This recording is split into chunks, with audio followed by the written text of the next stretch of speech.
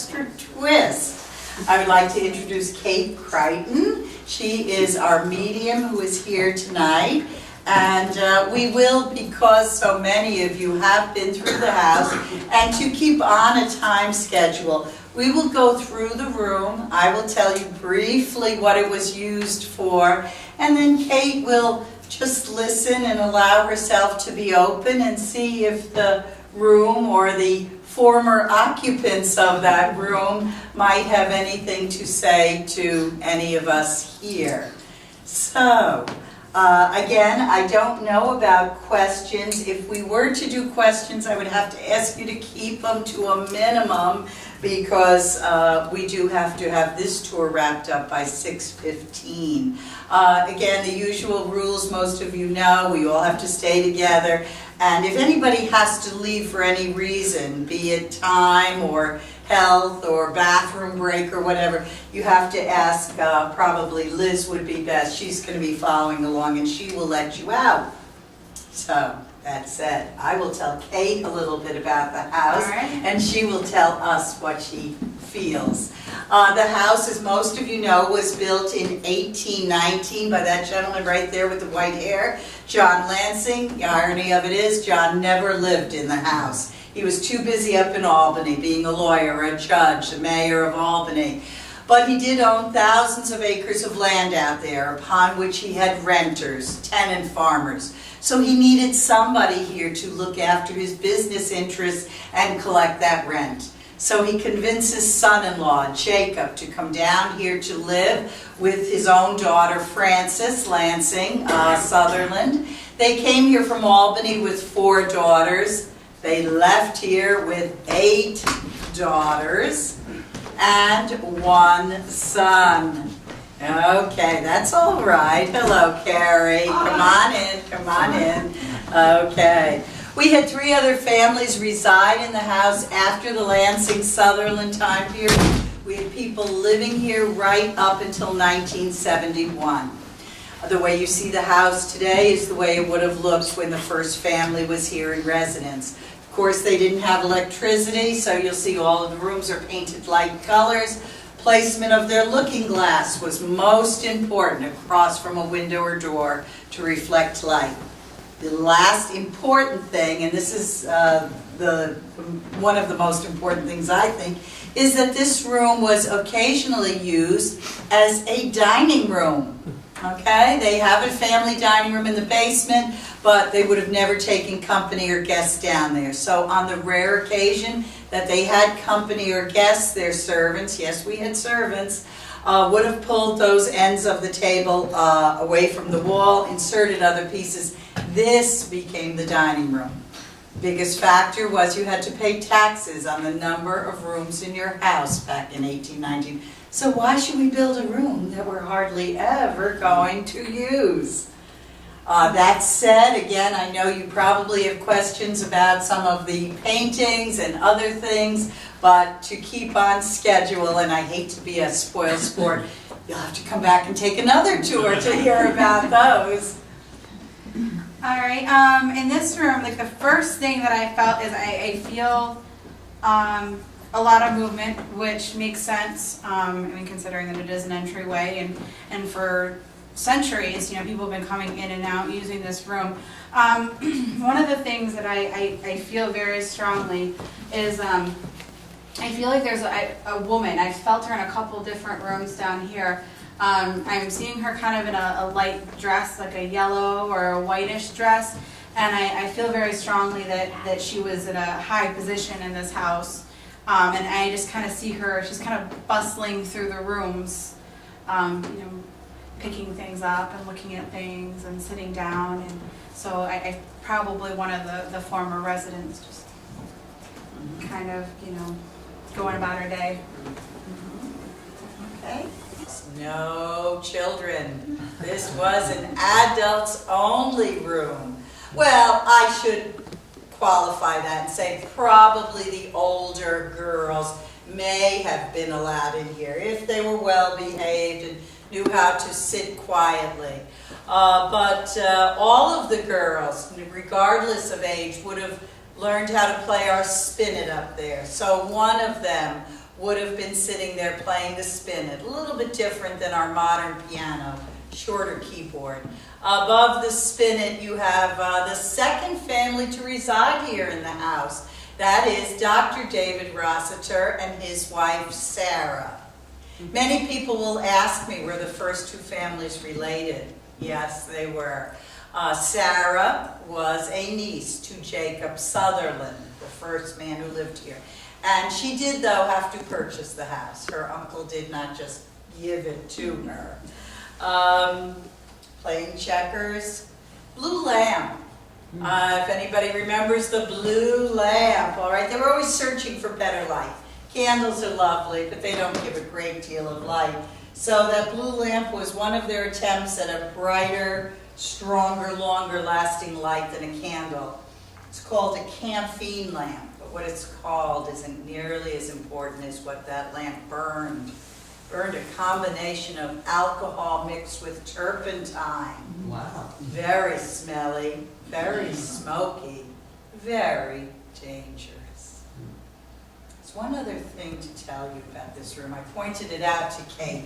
Most all of you are familiar with our jib window. I was explaining this was their way around taxes. Not only did you have to pay taxes on the number of rooms in your house, but on your exterior doors. So this was their way of getting out to their porch, getting some nice ventilation, and also avoiding taxes. Wow. And again, many of you know, the bottom opens, voila.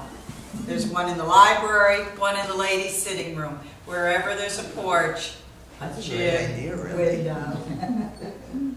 So, that said, are you feeling anything? Definitely. This is actually the room that I've gotten the strongest feeling, and I definitely feel like there's a woman sitting on that yellow sofa over there. I think it's the same woman that I've been feeling walking around in the room. I feel like it's her. Oh, what's her name again? Sarah Rossiter. Because she's wearing a dress that's kind of similar to that. It's sort of that same style, but all pale. And she's sort of just sitting there quietly. It looks like she might have like a book in her lap, something she's reading. I think that's pretty much it for this room. Mm-hmm. That's their sofa.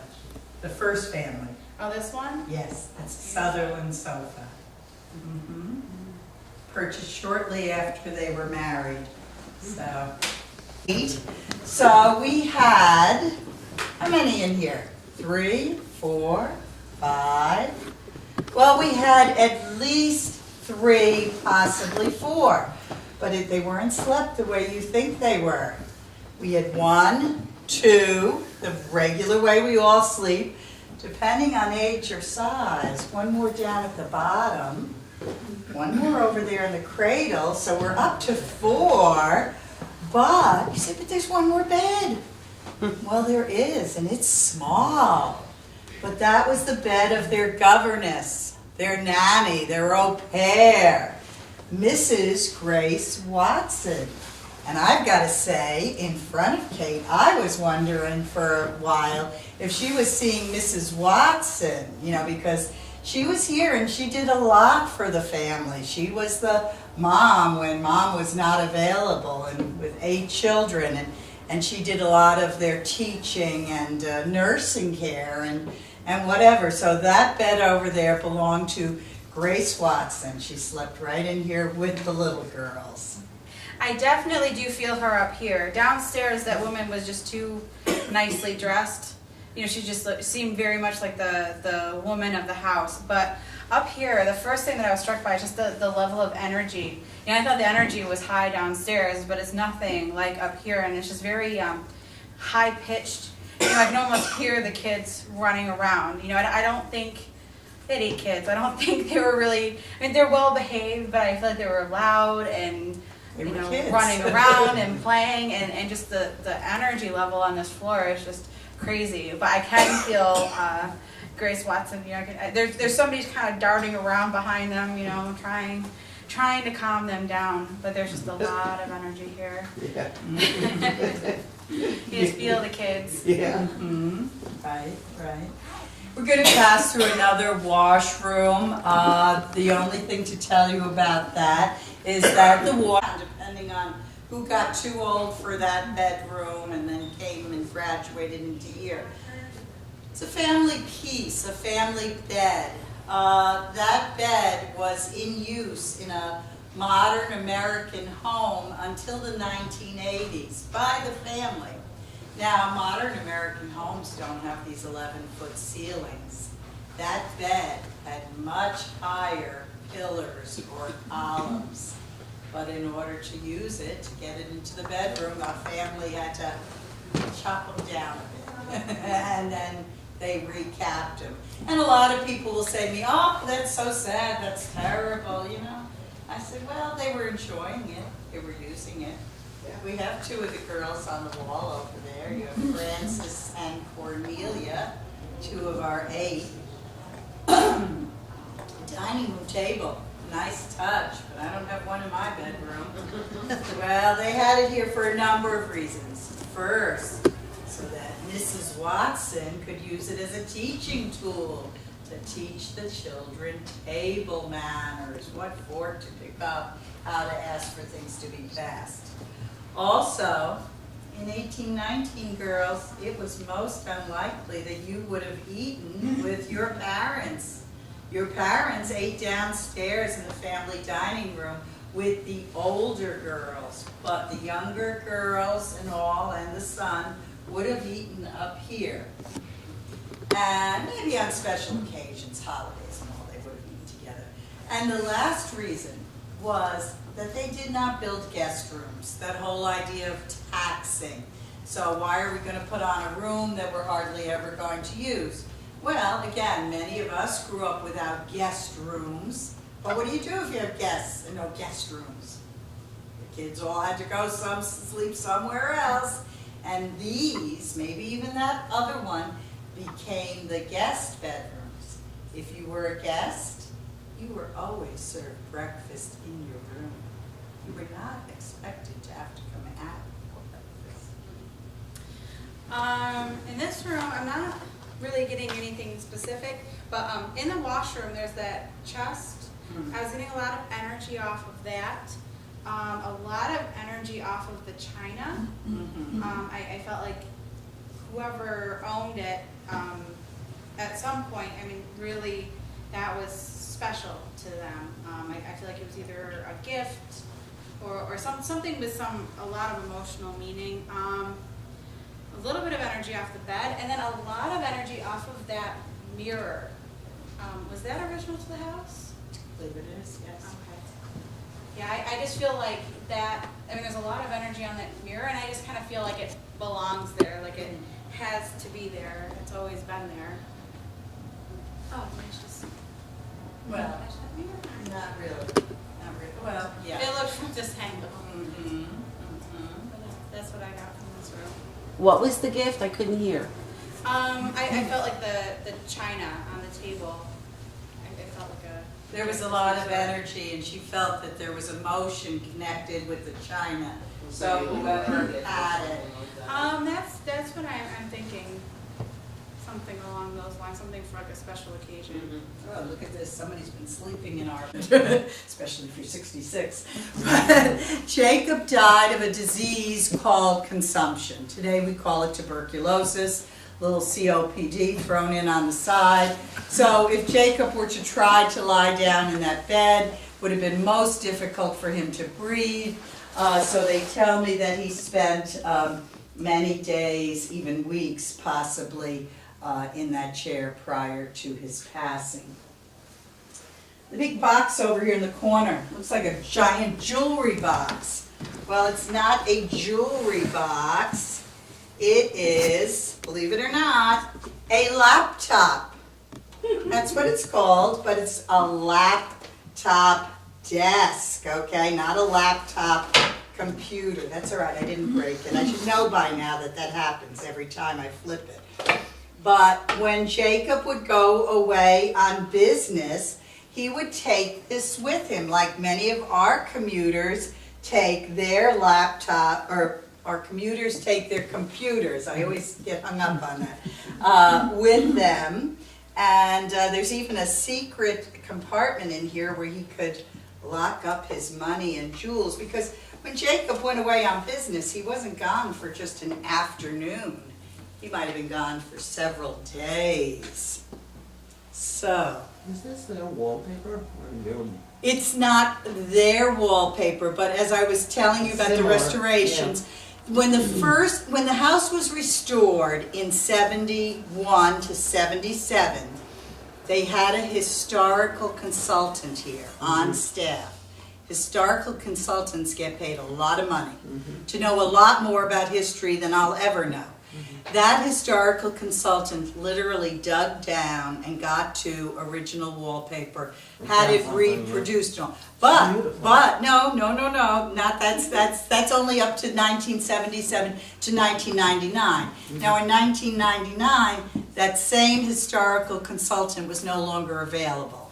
If you get my drift, Right. he passed on. Yeah. And so, but they got another team, a husband-wife team out of Saratoga that were historical consultants. They chose not to duplicate or replicate the paper, but this is paper that would have been of that time. Beautiful. Yeah, you have no idea.